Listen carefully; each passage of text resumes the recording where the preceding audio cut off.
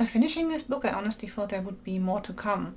The ending isn't open or anything, it's not a cliffhanger, but I feel like it still opens up the opportunity to explore this world a lot more.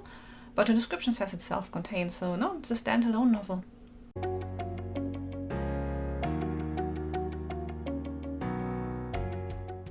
Hi folks, welcome back to my channel. I'm Kat and today I would like to talk about The Order of the Magi by Christopher Scott.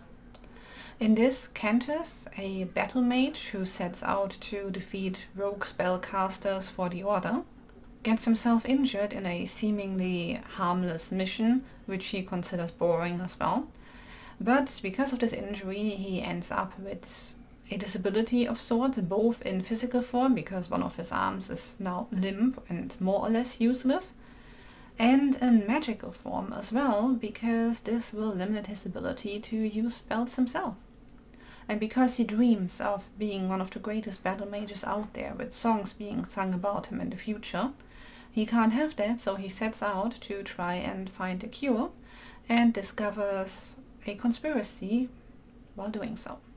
I think the magic system is quite interesting. It has elements of meditation and language as well. Mind you don't actually get to see much of the actual language because it's runes and you don't have any of it on the page. Like, people describe to you what they are doing with the runes, but it's not like, say, in Artemis Fowl where you actually see the scripture of the elves on the edge of your book or anything. But the idea that you can manipulate language on a very small scale and have such big effects come out of it is quite interesting. The political landscape of this is quite interesting as well, with the Order of the Magi more or less ruling over everybody, as in they are the only ones who are allowed to do magic. Everybody else who is not joining the Order and not working for them gets obliterated or captured and imprisoned. They get taken out one way or the other. Technically, they are not messing with what any government is doing, unless one government actually decides to use mages in any way that the Order is not okay with. Then whole kingdoms get obliterated. And while they have no direct hand in how any country is ruled in this world, their influence is still felt, if you will, because they retracted all of the magic that people were allowed to use before, or that mages used on their behalf. They caused quite a bit of famine and political unrest, because things that were a lot easier with magic before are now a lot harder because they have to be done by hand. And there's also some dissent within the Order as to how much they should interfere with what other people are doing. Now onto the more vexing part. The main character is an insufferable man-child. I'm sorry, but all he cares about is being famous for being a battle mage. And despite the fact that he's really good at using magic and that he does so constantly, he seems unwilling to touch a book to learn more about the theory or the runes that make up most of his magic, to actually improve anything. No, he just wants to throw fireballs at people. That's good enough, because if it works, then why would I learn anything else? This gets a little better over the course of the story, because, well, he kind of has to, otherwise he's completely screwed. But he is incredibly selfish. At every opportunity he's like, no, I can do this better, or I have to do this, but it's all just about himself. So he goes out, and like I said before, other people are not allowed to use magic, and he just infiltrates an army and uses magic on the battlefield, which in theory could get the whole kingdom obliterated if the Order finds out, because he suspects there's a rogue mage among the enemy army. And it's not like he's doing this to uncover this conspiracy or because he's concerned about anybody else, not just about him and the injury he sustained in that one mission that went wrong, because this might affect his long-term ability to cast magic. He can't have that, and he needs to do something to fix his injury. And everybody else just comes after. It doesn't matter. I can get a kingdom obliterated as long as I can use magic after and be sung about in the future. Doesn't matter. So he's a selfish prick. And while he's doing that, he's also disregarding everybody who could be of more help, like both the researcher that is actually trying to work towards fixing his injury gets disregarded. Then the master of spies essentially tells him, no, you can't go there, I will have my people look for what you are looking for. He's like, no, she may have spies that have been working in this job for decades, but I can do it better. But then when he actually goes to be part of an interrogation, he's like, oh no, we need to be subtle, we need to be sneaky about this. And then he just busts out, what have you been doing? And it's like, wow, you're very helpful. Cantus gets paired up with an older mage who is looking for an apprentice, if you will. But because he's old and kind of chill, Cantus completely disregards him as well, and then he finds out, oh my god, this dude actually knows what he's doing, because he kicks ass on the battlefield. And it just makes Cantus look like a complete toddler who will have a tantrum every time he doesn't get what he wants, who thinks he's better than everybody else, and anytime anybody shows him, look, maybe you're not as perfect as you think you are, it's like, he doesn't go into pouting, but, you know, he doesn't really improve either.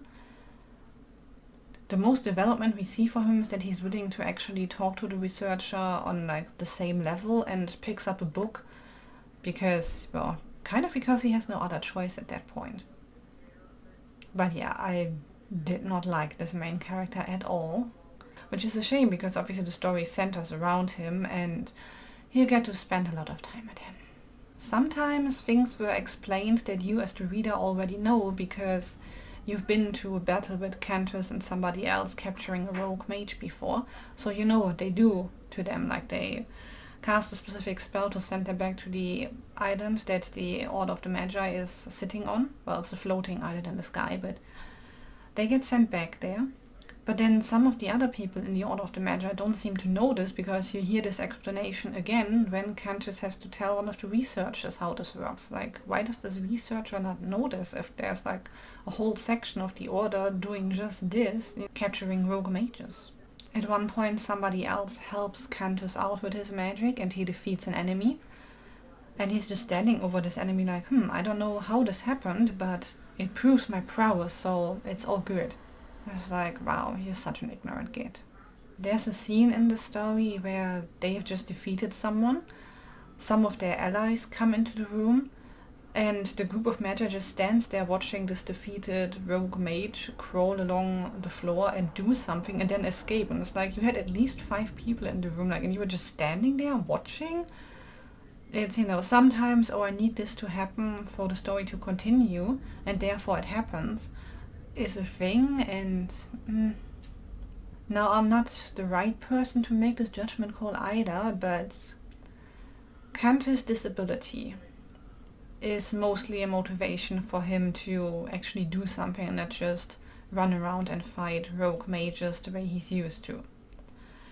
And apart from the period where he adjusts to his arm being a bit limp and having trouble doing things, it doesn't really come up. Like, I swear at one point he was using both of his arms, even though that shouldn't be a thing. And even worse for the magical injury, which is described rather interestingly when it first comes up and is supposed to impact his ability to cast magic. I didn't notice him being impaired in his casting abilities throughout the whole story, and then at the end somebody just snaps their fingers and it's healed.